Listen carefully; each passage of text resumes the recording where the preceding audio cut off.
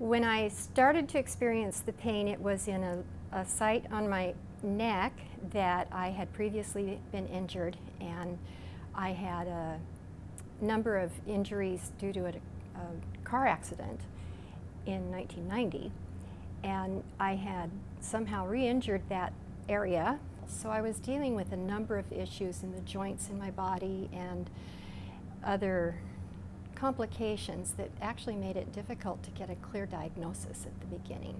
I was prescribed Vicodin, an opioid, for my pain some years ago when I was having some intense, really severe pain while I was working.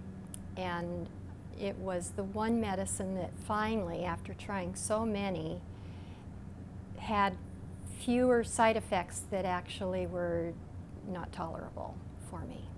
And it helped reduce my pain tremendously, and it was a relief. The powerful addictive potential of an opioid is something that I have been aware of and concerned with. After the car accident years ago and having some surgeries to correct a number of things that, like everything from here up, was a little out of order, I didn't have any opioid prescriptions. So I was working with a different set of doctors, and we were trying to find a way to help relieve a perpetual intense headache, primarily. So I didn't experience having the same kind of pain that came around this next time, complicated by other issues. And the addictive power of an opioid was a consideration to a degree for me. Dr. Friedman and I had, and the pharmacist and the pain psychologist, we had a lot of conversations so that I would understand and be able to grasp and grapple with this issue that I'm taking a medicine that is highly addictive. So I understand that my personality is not an addictive behavior personality, and I am perpetually checking in with my mind. Do I need this medicine?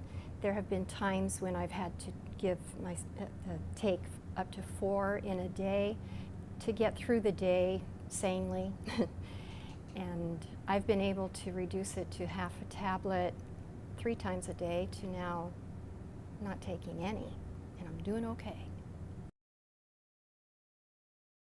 I got connected with the pain management program at Virginia Mason by going to my primary care doctor, Virginia Mason, Dr. Tuttle, in Bellevue, complaining of my terrible suffering. And she tried to help with a few options, but quickly sent me to the neurology department at Virginia Mason. And after a couple visits there, they sent me to the pain management clinic, and I met Dr. Friedman and a physical therapist, and we started the program. My care with the pain management program has involved the physiatrist, neurologist, rheumatologist, pain psychologist, pharmacist, physical therapy, occupational therapy, naturopath, even the medical assistants. I've learned that the suffering part of pain is a choice. So the pain itself is going to be there and eventually perhaps lighten up. If not, then it's going to just be there. The suffering part is my choice. How much will I actually suffer? And in understanding that area of that suffering, what can I do to make life good in spite of that pain that is residing? So it takes a number of things, doing differently, finding different venues, not doing everything I used to think I wanted to do or had to do, and finding that balance to live with this pain that will be there.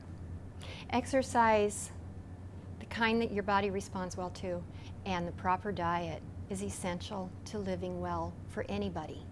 With chronic pain, you have to find the one that works for you, and you have to stick to it.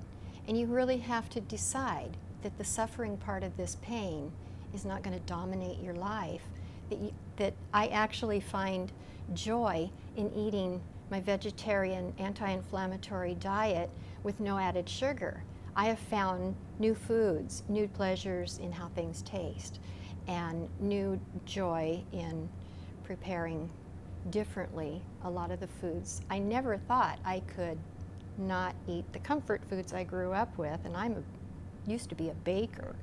So those things, and gluten-free, have so little appeal. It's almost like an aversion therapy, because they really do complicate and aggravate the pain that I already have. If someone has been prescribed an opioid for their pain management, I would say don't be afraid of it. Stay with your doctor. Let that doctor monitor how much you're taking, and do your very best to reduce it instead of increasing it. Increasing is going to give you more trouble. It's going to mask other things that you could be doing to relieve some of this pain and suffering. And if it is actually giving you life and you can carry on and be functional, it's wonderful medicine. If it is taking life from you, if you end up giving more to it and searching for it for relief, then you're going too far. I think I'm doing all right. There are times in my day when I go, and then I realize, oh, go do a push-up, or what did you eat, or take a walk, or go lay down and let the cat come snuggle up. I find a different way to work through that moment, and I have the tools now to do it with, and I get through it.